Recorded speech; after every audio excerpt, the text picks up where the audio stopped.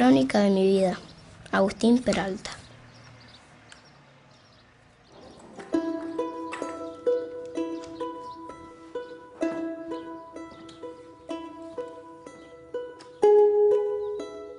A ver, ¿qué es la esclavitud? ¿O qué fue la esclavitud? Antigua. Lo que hay formas modernas de la esclavitud. ¿Qué significa? La esclavitud es un sistema de dominación infrahumano. La incomprensión del ser humano de tener a otro como esclavo. La esclavitud es el reino del miedo y el reino del dolor desde el dolor. Un tipo de institución basada en la jerarquía, el sometimiento y la obediencia de unos hacia otros, en torno a la cual se fueron gestando muy diferentes relaciones sociales de producción.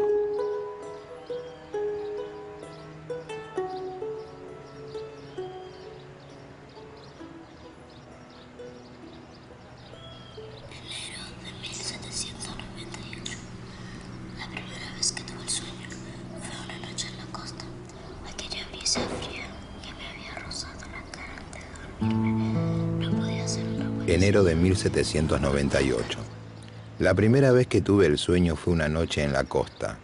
Aquella brisa fría que me había rozado la cara antes de dormirme no podía ser una buena señal en un lugar tan cálido. Nadie pareció sorprenderse que me despertara gritando y empapado en sudor. Todos los que estaban allí sabían que de una forma u otra se iniciaba una pesadilla. El depósito oscuro y húmedo estaba lejos de casa. Me habían arrastrado hasta allí días atrás y al llegar me pegaron para que no protestara, pero se cuidaron de no lastimarme demasiado. Un blanco, el primero que vi en mi vida. Me inspeccionó como quien compra un animal. Miró mis dientes, mi altura, mi piel. Horas más tarde me subieron a un barco y poco después estábamos en movimiento hacia quién sabe dónde. Ese día, el de la partida, conocí el mar y me dio miedo. Los esclavos eran capturados lejos de los puertos esclavistas en África. A veces 500 kilómetros o inclusive hasta 1000 kilómetros en casos más extremos. ¿Cómo eran capturados los esclavos? A partir de guerras entre etnias, entre estados africanos al interior de Angola, de lo que es Angola, de lo que hoy es Mozambique, de lo que hoy es Nigeria. Diferentes etnias guerreaban, obtenían esclavos, fundamentalmente hombres, pero también mujeres, y los vendían a otros traficantes de esclavos, también africanos, en la costa. El primer país que va a practicar la trata de esclavos es precisamente Portugal. Aparte de las guerras, también se obtenían esclavos por tributos.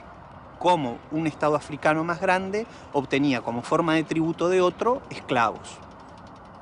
Asimismo también como forma de castigo se esclavizaba gente. Dentro de un mismo grupo, si alguien cometía un crimen, en lugar de matarlo, lo vendían a los traficantes de esclavos. En segundo lugar, va a comenzar a predominar el país europeo que predominó en el siglo XVII, que es Holanda, para ser luego reemplazado hacia fines del siglo XVII y durante todo el siglo XVIII y XIX, Inglaterra, que es el país que más activamente llevó a cabo la trata. Febrero de 1798. La segunda vez que tuve el sueño fue en el viaje, en una de las largas noches que pasé en la bodega del barco. Al despertar, sentí la cadena en los pies cortándome la carne. Hacía frío y el olor era terrible. Recién después me di cuenta de que el hombre que estaba acostado junto a mí, a quien creía enfermo desde hacía varios días, estaba muerto y empezaba a descomponerse. El viaje es el que más hace impacto en lo que tiene que ver con la mortalidad de los esclavos. Por un lado, por la violencia, porque para producir esclavos se necesita violencia, los traficantes de esclavos tenían que hacerle valer a los esclavos, sentir que su vida solamente valía la moneda, el dinero que se pagaba, y eso implicaba castigos ejemplarizantes. Y por otro lado, la mortalidad propia de las enfermedades, que esa es una fija de todo el tráfico. Otra de las cosas características era una enfermedad que ellos llamaban el banzo, que morían de tristeza. Entonces eso era lo que ellos entendían, porque era muy común que los mismos esclavos se suicidaran aguantando la respiración. Entonces, para alegrarlos, los llevaban a la cubierta, los hacían bailar encadenados, etcétera, para que se les fuera esa enfermedad. Es decir, hay muchas enfermedades que sería largo explicar, la lepra, esto, aquello, pero enfermedades contagiosas que hacían que disminuyera la carga. Es así que tenemos una mortalidad para el caso del Río de la Plata general de un 10%. Pero ese 10% varía mucho. Por ejemplo, en 1803 hay un barco que sale de Mozambique con 300 esclavos y llega a Montevideo con 30 esclavos. Marzo de 1798. El sueño se volvió recurrente en las interminables noches de aquel interminable viaje. Noches o días, imposible precisarlo en ese oscuro lugar suspendido en el tiempo. Vagos recuerdos acuden a mi memoria cuando trato de reconstruir aquellas largas horas, porque como le pasaba finalmente a casi todos, terminé por enfermarme. Volaba de fiebre, tiritaba en el suelo mojado de la bodega, pero trataba de que no se dieran cuenta porque suponía que si descubrían mi estado, me iban a tirar al mar, como vi que hacían con otros. ¿Cuánto tiempo pasó? No lo sé, pero finalmente de a poco y de manera inexplicable fui mejorando y pude volver a comer. Y entonces, cuando estaba casi recuperado del todo, el barco atracó. Habíamos llegado a destino.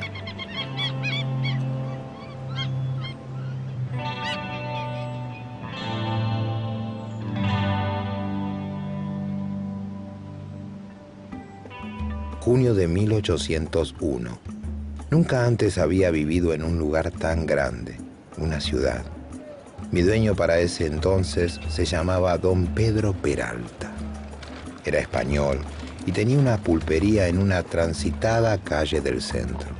Yo limpiaba o lo ayudaba a preparar comida para las muchas personas que pasaban por allí. Silencioso realizaba mis tareas y afinaba mi oído. El español me resultaba una lengua misteriosa y difícil, pero con el tiempo comencé a entenderlo.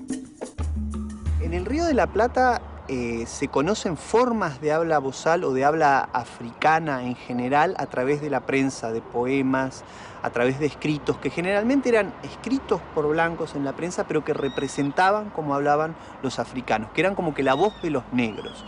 Y ahí sistemáticamente aparece la sustitución de la L por la R. Por ejemplo, en lugar de decir el ahorcado es el ahorcado. Y esto tiene que ver con el encuentro de lenguas africanas, principalmente de Angola, pero de otros lugares, con el español que se hablaba en ese momento, en el siglo XVIII. En ese momento se los llamaba bozales, porque hablaban como si para ellos, ¿no? Como si tuvieran un bozal puesto, no les entendían. Y después de más o menos un año les enseñaban el idioma, aprendían un oficio, etc. Y ya los llamaban ladinos, es decir, que ya sabían y ya entonces empezaban a tener otras características. Para esa época mi dueño me puso un nombre. Aquel hombre que recuerdo pequeño y silencioso me enseñó un oficio, el de zapatero, y me regaló un nombre. Desde agosto de 1802 comencé a ser Agustín Peralta. Los esclavos pasan por diferentes procesos de identidad durante el tráfico transatlántico. En el caso de los portugueses, que es el más importante, pues son los mayores esclavistas hacia el Río de la Plata, para nosotros es el más importante, recibían un nombre cristiano en Luanda o Benguela, con ese nombre, que además eran anotados en las listas, de los traficantes llegaban a Buenos Aires, a Montevideo, pero era un nombre al estilo José, María, Pedro, Antonio. Antonio era un nombre muy popular en ese momento por San Antonio. Y los compraba un español, aquí un rioplatense, y después eran conocidos esos esclavos con el nombre cristiano que traían y con el apellido de su primer amo. Los apellidos que tienen no son realmente apellidos, digámoslo así. Cuando el esclavo se vende, cambia el apellido, porque el apellido es el del amo. Entonces, puede ser el esclavo de Echagüe, que lo compra Rosas, y antes se llamaba Juan Echagüe, ahora pasa a ser Juan Rosas. Así que los apellidos van, más que un apellido, es una indicación de propiedad, y por lo tanto va cambiando en la medida que cambian de amo. Las relaciones amo-esclavo en la ciudad son muy variadas. No es posible decir eran mejores o eran peores. Existe la violencia, existe continua la violencia. Los amos tenían derecho a castigar a los esclavos de la forma que ellos quisieran.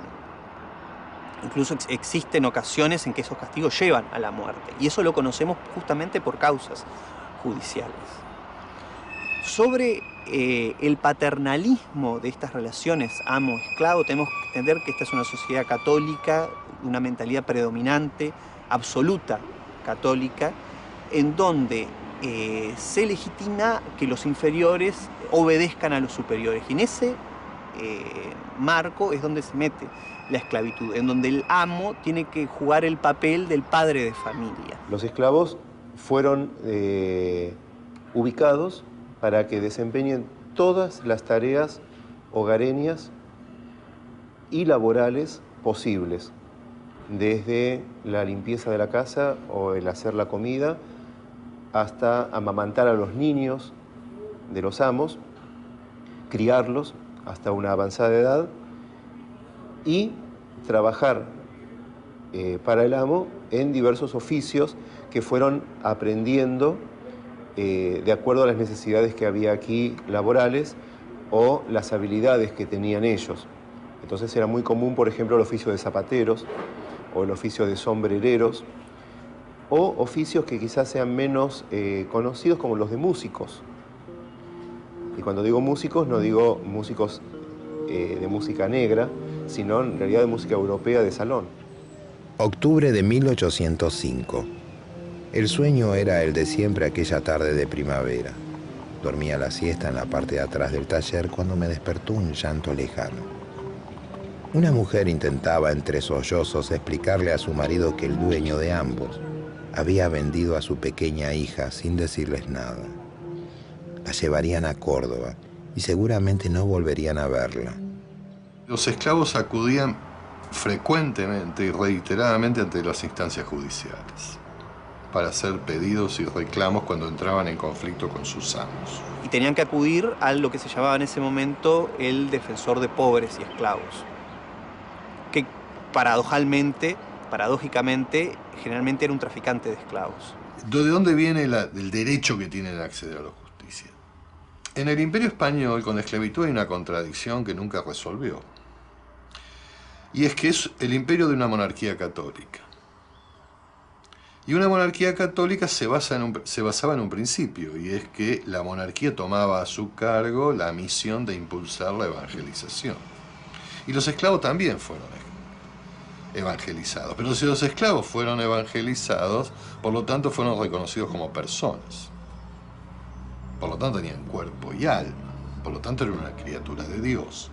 Y para una lógica católica como la del Imperio Español, esto no podía evitar que se les reconocieran derechos dentro de la esclavitud. Los esclavos fueron aprendiendo eso. Y también fueron aprendiendo a convertir obligaciones que la Iglesia y la monarquía establecía para la sociedad como fuente de derechos. Por ejemplo, un típico reclamo de esclavos contra sus amos, una denuncia típica, es que no les permiten cumplir con los preceptos religiosos, que los obligan a trabajar en el horario de la misa, que los hacen trabajar el domingo, que es un día de guardar. Entonces lo que nosotros vamos viendo a través de esos documentos es que los esclavos fueron aprendiendo a usar parte de las normas del sistema colonial impuestas sobre ellos para defenderse de sus propios amos. ¿Qué es la libertad? ¿Qué era para mí en ese entonces ser libre? Un gran anhelo. La impotencia que recordaba en los cuerpos de esa mujer y de ese hombre que lloraban a su hija en la vereda de enfrente avivaron el fuego para desear con tanta fuerza algo que ni siquiera sabía bien qué significaba. La libertad. Aquel sueño que había tenido por primera vez en la costa y que desde entonces me acompañaba siempre, empezó a ser cada vez más frecuente hasta que llegué a tenerlo todas las noches. Sabemos que una de las formas de liberación de la esclavitud era la compra, lo que se llama la manumisión. La compra por parte del esclavo de su propia libertad. Ahora, ¿de dónde sacaban dinero para comprar? Bueno, eso lo sabemos todos, aunque nunca nos lo explicaron en la vida escolar. Todos hemos visto en todos los actos escolares esclavas que venden empanada, esclavos que venden vela, esclavos que venden cosas en el acto del 25 de mayo. Esta era una actividad mediante la cual esos amos que yo decía, que tienen 2 o 3 esclavos, generalmente mujeres solas o mujeres viudas, que han quedado con algunos esclavos heredados, obtenían un ingreso para ellos, pero también en parte para los esclavos. El esclavo iba jugando y trataba de comprar su libertad. Y un típico reclamo era comprar la libertad a un precio justo. Y el precio justo es un concepto de la teología católica, que se supone, aunque la Iglesia es el principal prestamista de la economía colonial, de que la usura es un pecado y por lo tanto estaba condenado. Entonces el esclavo se presentaba ante la justicia, sobre todo del cabildo, reclamando precios justos a su derecho, a su precio de venta, a la compra de su libertad, y por lo tanto solía usar la retórica del sistema dominante acusando a su amo de ambicioso, usurero, prestamista, explotador, malos tratos, mal cristiano, etc. Esta posibilidad de obtener su propia voluntad, la manumisión, tiene una cara que es la que le dan la relación con el amo. El amo puede testar a favor de la libertad del esclavo y esa situación va a beneficiarlo en distintas formas. Puede ser una libertad inmediata otorgada por el amo, o puede ser también una libertad para después de mis días, es decir, a la muerte del amo. Eso genera problemas de tipo legal, en cuestiones de herencia y de discusiones de los herederos, y por otra parte genera también una situación de esclavo que tiene la libertad prometida pero que sigue siendo esclavo. Y esta cuestión con la revolución se fue haciendo mucho más complicada porque el número de libertos se fue aumentando notablemente. ¿Y por qué? En primer lugar, porque la propia revolución, el gobierno revolucionario fue confiscando a esclavos a españoles e incorporándolos a los ejércitos, acá y con la promesa de la libertad posterior, comprando esclavos para incorporarlos al ejército con la promesa de la libertad posterior.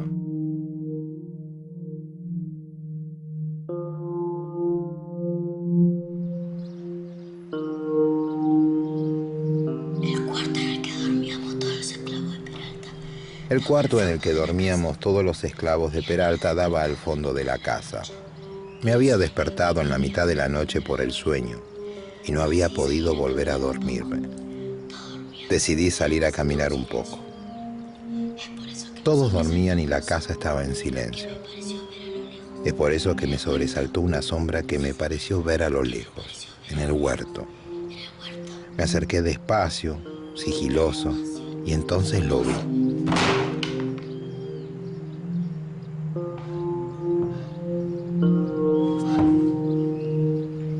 Vi a mi amo, que cauteloso, enterraba algo debajo de un árbol de naranjas. Tiempo después supe que se trataba de armas. Don Peralta estaba nervioso para esa época. Se cumplían 2 años de la formación de la Junta de Gobierno y empezó a tener reuniones con otros españoles. Volvía serio y pensativo. Una mañana de ese año, en 1812, entraron soldados y lo apresaron. Acusación: conspiración contra el sistema. En 1812 se dio el único movimiento importante contrarrevolucionario que hubo en Buenos Aires, que fue la conspiración de un grupo de españoles dirigidos por Martín de Álzaga, que era el héroe de la defensa contra los ingleses en 1807, y que lo que buscaban era, combinado con los realistas de Montevideo, tomar el poder en Buenos Aires y quitarle la ciudad a los revolucionarios.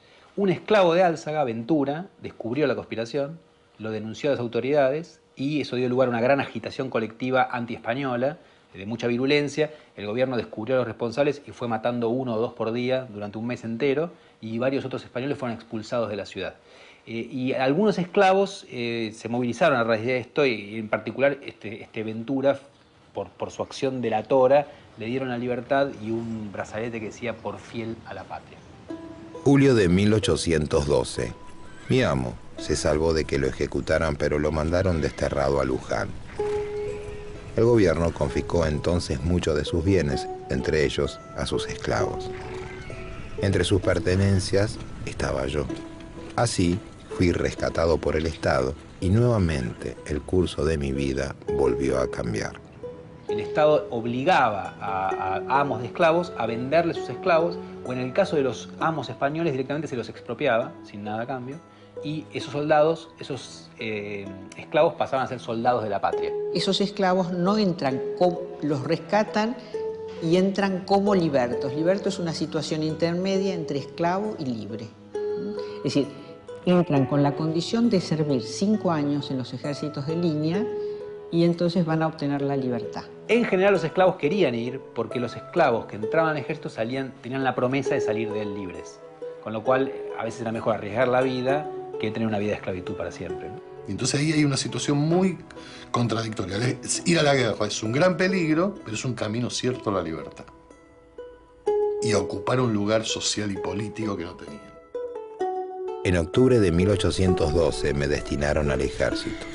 Algunos decían que después del servicio íbamos a salir libres. ¿Libres? A ver, ¿qué sentían o qué pensaban los negros de la revolución?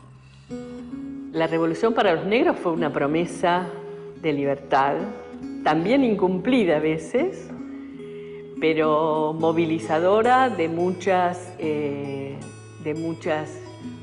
nuevos comportamientos en la población afrodescendiente. Es una revolución de blancos.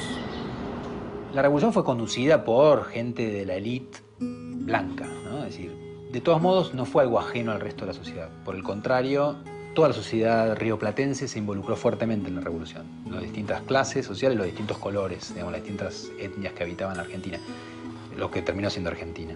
En el caso de los negros, la revolución fue un cambio muy fuerte, ¿no? ¿Por qué? Porque les dio la esperanza de libertad, que después en muchos casos no se concretó. La revolución, que empezó en mayo de 1810, trajo muchas modificaciones importantes en la realidad de los que vivían en esa época, pero una de las que no cambió fue la esclavitud. Es decir, como los esclavos eran propiedad, se privilegió el derecho de propiedad y hasta la Constitución Nacional de 1853 y en Buenos Aires recién en 1860 no se liberó a los esclavos. Es una cosa bastante tardío. ¿Qué pensaban de la revolución? Seguramente no pensaban todos lo mismo. No se enfrentaron a la revolución en general, la apoyaron y con mucha fuerza, y al gobierno revolucionario. Pero dentro de ese apoyo hubo evidentemente algunos grupos o algunos sujetos que empezaron a imaginar la idea de que podía haber habido una revolución que fuera distinta de la que fue. Que no triunfó, pero la posibilidad existía, o la imaginaron.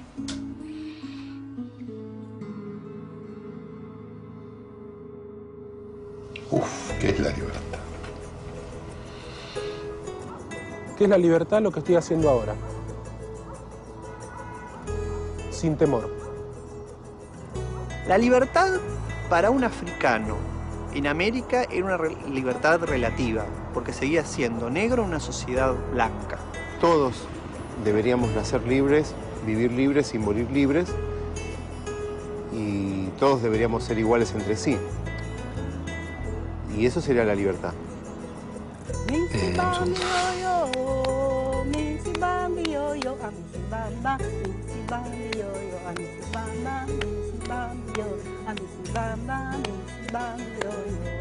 La libertad es una utopía necesaria. es algo absolutamente imposible de que sea completo, pero absolutamente necesario de que se aspire a ello para que la sociedad pueda mejorar. Ser libre sería, en términos prácticos, poder actuar y decidir sin ninguna restricción, pero la vida social se basa en las restricciones. Para mí hay dos cosas que son básicas, la libertad y la igualdad. Digamos, cualquier sociedad que no tenga una u otra no puede funcionar bien, ¿no? Como suele ocurrir. Pero sin libertad y sin igualdad no hay lugar para la felicidad del ser humano, ¿no? La libertad y la aspiración de la libertad, sobre todo, es la manera de ampliar esos límites, de correrlos. Buscar que haya una completa libertad le hace muy bien al que lo busca y a la sociedad en la que vive, aunque nunca lo logre.